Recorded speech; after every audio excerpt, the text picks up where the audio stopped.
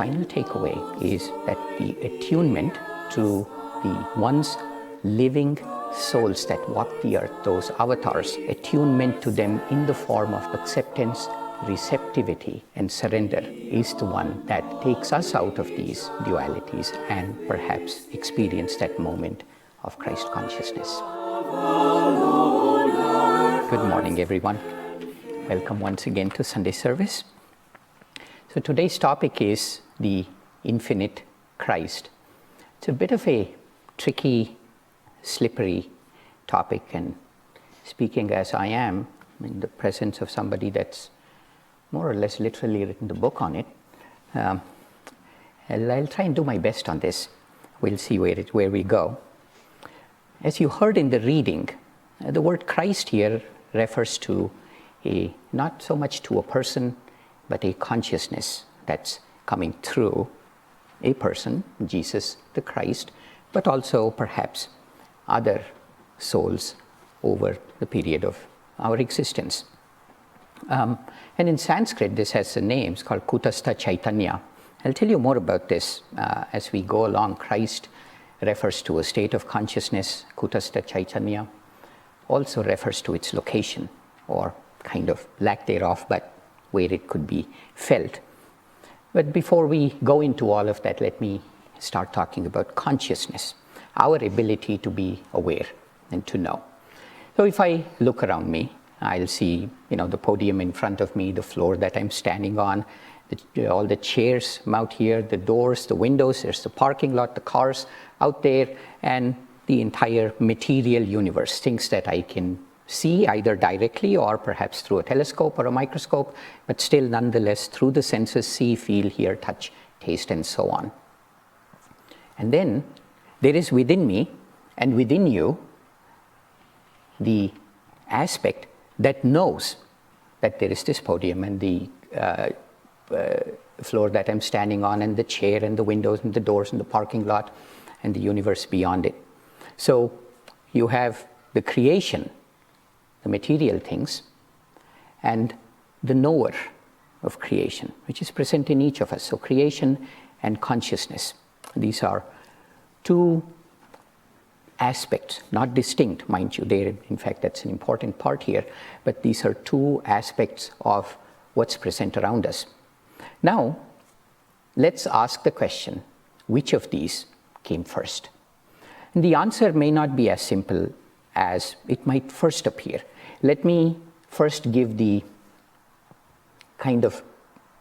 immediate answer that comes to mind. If you've gone to school, grade school or college within the last 4 generations, which all of you have, I can tell just by looking at you, unless somebody is secretly 200 years old, you've all been trained in the same way.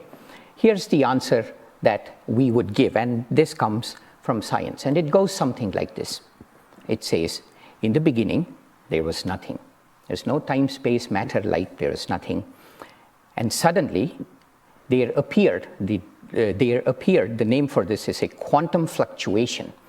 There appeared time and space which was filled with extraordinary energy, and this energy caused the time and space to expand, and the light in this baby universe began to create matter, descended down from superstrings down to quarks, to protons and neutrons, to atoms, to a molecule of hydrogen, and these hydrogen molecules coalesced to form nebulae. Within them were galaxies, and in some obscure galaxy in an unknown corner of the universe, there was a mediocre star around which revolved an unremarkable planet, the third planet, and in it, in a thick organic stew of carbon molecules powered by lightning, these molecules began to form, and one of those, quite by accident, completely by accident, began to replicate itself. And through this seminal development of a replicating molecule was born a cell, a bacteria, plants, viruses, animals, fishes, snakes, birds, chimpanzees, and eventually, as the brain got bigger and bigger, one brain somewhere said, I am, I know, I watch, And that brain gave this obscure third planet the name Earth, and here we are in our full glory. This is when you take unconsciously all the things that we've been taught, this is the picture that emerges. And mind you, there is enormous experimental evidence for this. Nobody sat down and made this up. Some of the smartest minds that we've ever known worked diligently through many lifetimes to come up with this particular picture that I gave you. Now, let's unpack this a little bit. What this says is, what is common between you and I, what is common amongst all of us, is simply the template from which we are made. There is a cosmic mold consisting of, not mold as in, the moldy things, but the one that makes bread, that kind of mold. There's a cosmic mold that from that template we are all divinely stamped to contain DNA and the atoms, all of which are identical. And that's what's common amongst us. But this is a relatively new viewpoint. This wasn't how humans always thought. In fact, even as recently as 300 years ago, the collective intuitive answer of humanity would have been quite different. And there are various different ways of saying this. But let me pick up one of the most charming ways, evocative ways, is from a story from an Indian mythology called Vishnu Purana. And it goes something like this. In the beginning, there was a vast ocean of milk. There's nothing else. It existed forever because time hadn't been invented. And suddenly in this vast ocean of milk, floating on a fig leaf, appeared a baby of surpassing beauty. It had lotus-like eyes, and as babies do, it was sucking its own toe, and the radiance from the baby obliterated the darkness around it. And from the navel of this baby Vishnu emerged a great cosmic lotus on which was sitting an impossibly ancient being with 4 faces, flowing white beard in each of the faces, facing in cardinal directions, 4 hands, and like every manifested being, this ancient person, his name was Brahma, he too started his life by an exhaling breath. What is the exhaling breath of the creator Brahma? It is, of course, the sound of Om. The sound of Om resounded, not through the universe, because there was no universe to resound into. By its very resonance, began to create the universe. And from that appeared the same old thing: neutrons, protons, superstrings, quarks, galaxies, plants, animals, frogs, snakes, chimpanzees, and so on. And the human brain, which expressed the consciousness that was already present. Okay, you see the difference? Now, this, if you unpack this creation myth, this one says that the ocean of milk is the formless, eternal God that exists. And baby Vishnu is the consciousness of God that permeates all of creation. And from the navel of this cosmic consciousness emerged the vibration of creation. Okay, just kind of think about it for a moment, that this podium, which is made of a very complex set of molecules, at its heart is a vibration which is held together, as it says in the Bhagavad Gita, it is held together by the consciousness of baby Vishnu, infinite Christ, Kutastha Chaitanya, whatever you wish to call it. It is held together and sustained by it like a thread holding together the beads of a necklace. Now, this is saying something vastly different. This says, what's common between you and me is not simply the template from which we were made. That is also true, of course. But at the same time, what's literally uniting you and I and everybody else is a thread of Christ consciousness that is holding the matter together, but also unifies us in a fundamental way. So the way you answer whether creation came first or consciousness comes first really determines where we go with and how do we face with situations in life. So let's take this forward a little bit more. in normal day-to-day life, occupied as we are with the ups and downs and the trials, tribulations, and the little victories and so on, we don't perceive this fundamental unity. Or do we? And you think about it, we actually do. When, for example, you're in the midst of nature, you're amidst the mountains or in a forest, suddenly you say, wow, this is so good. That anger you felt against somebody just vanishes. The resentment, the insecurity just vanishes. Not because something changed. After all, what would a mountain do to take care of your anger? Well, it has no bearing. It's just a piece of granite. But what's happened is, in there, the soul suddenly expanded beyond the individual consciousness and said, I'm one. When you're listening to a transcendental piece of uplifting music, when you're gazing at a wonderful work of art, when you're in the presence of love, any of these things take our consciousness beyond its preoccupation with the vibratory existence, beyond the preoccupation with the exhaling breath of the Creator Brahma, goes through the stalk of the cosmic lotus into the navel of Vishnu. We go back into the cosmic consciousness, however unconsciously, however unaware of the great miracle that just happened. We go back and suddenly there is great joy. Okay?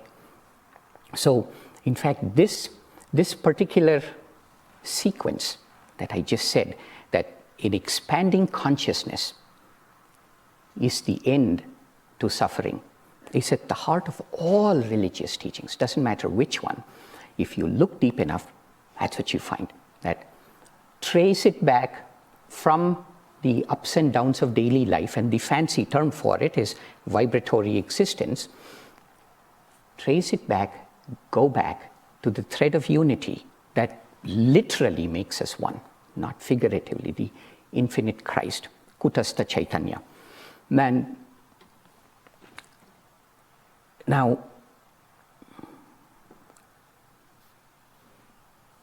what does it mean to expand our consciousness? I kind of said it in a hand-wavy kind of way, okay. Does it mean whenever you have troubles in life, you go to a forest glen or you listen to a piece of music? Well, you probably do, but that's not really actionable. That's just a salve, a band-aid that you apply. How do you make a deeper effort to eventually get out of this? So let's now again unpack what it means to expand the consciousness and take a very simple example. I'm going to illustrate this with a episode in my own life. It's not very profound. In fact, it should be very, very familiar to all of you, this kind of a pattern.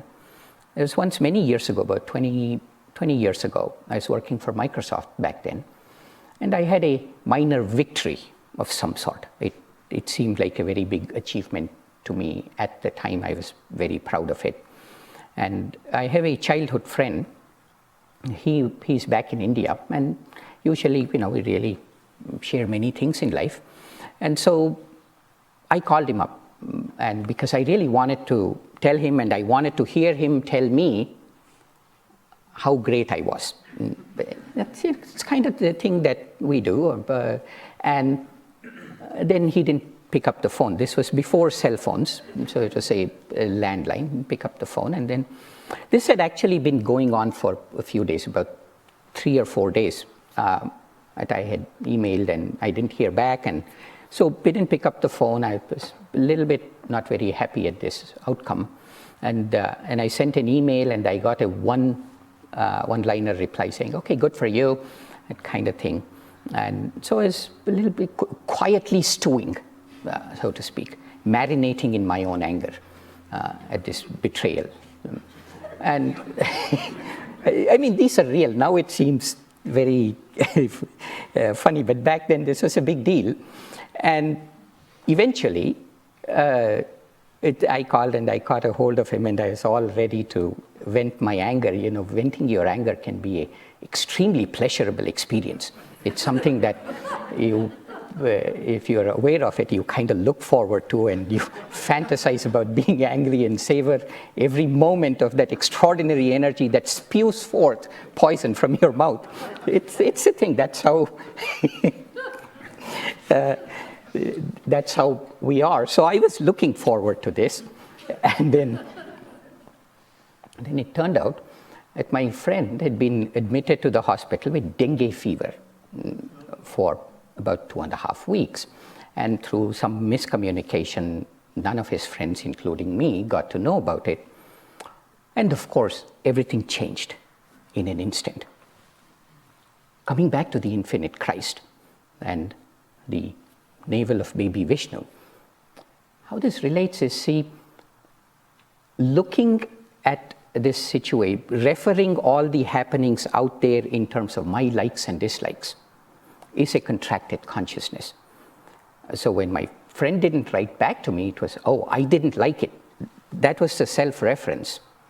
But if I had paused for a moment to say what could be going on and gone beyond my likes or dislikes, then the whole thing would have changed right there.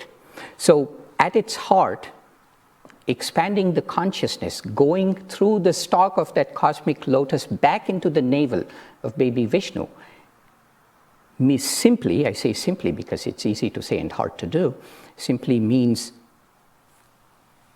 going beyond the likes and dislikes and looking at it from someone else's point of view. And it all begins from there. And you could say that every good human quality, compassion, empathy, kindness, love, surrender, whatever it is that distinguishes us from going beyond the survival instinct, every single one of them comes as a result of an expanded consciousness. And the reverse is true too. Everything that we wish we could overcome, anger, pride, jealousy, a tendency to control, not adapting, they come from a contractive consciousness, referring it back to likes and dislikes. In one of his earlier articles, Paramahansa Yogananda, whose teachings we follow here, he wrote, each human life is a channel through which God's wisdom flows steadily. The larger the channel, the greater the flow of God's power.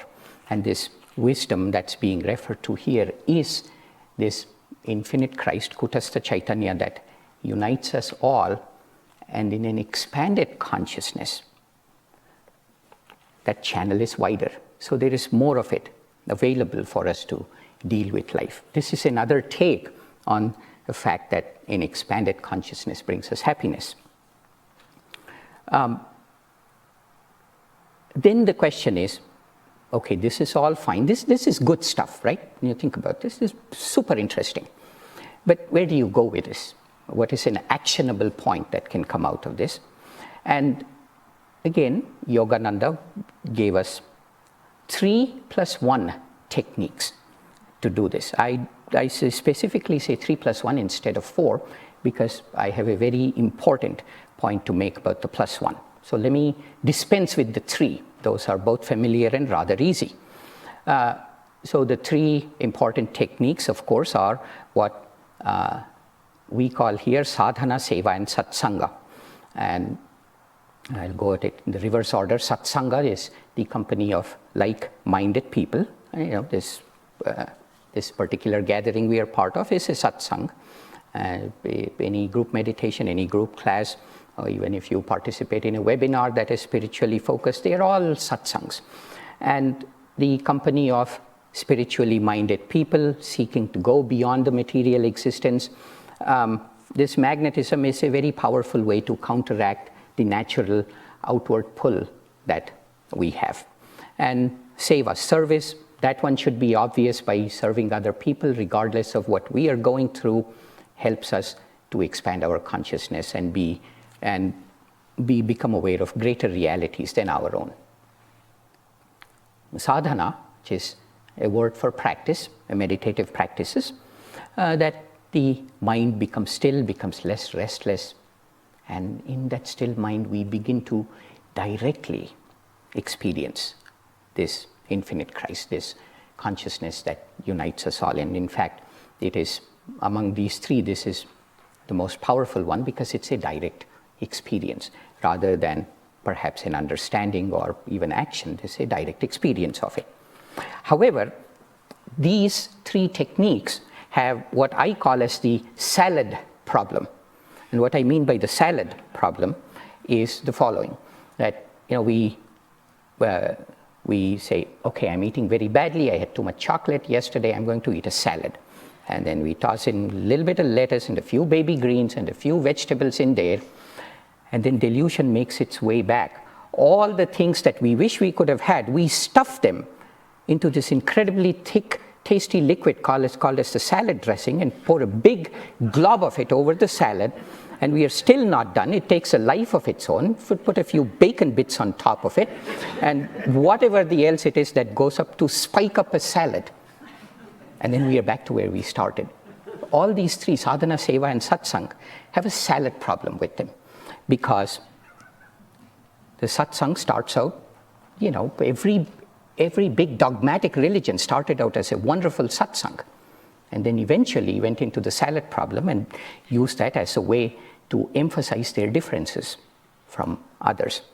Seva has the same problem, that we feel this halo just because we served somebody, gave a little bit of money or moved a few chairs around or cleaned something, because we think we helped them. And that's not the point of seva at all. It is that by doing that, thank God, we have an opportunity to help ourselves. But again, you see where the salad problem comes in.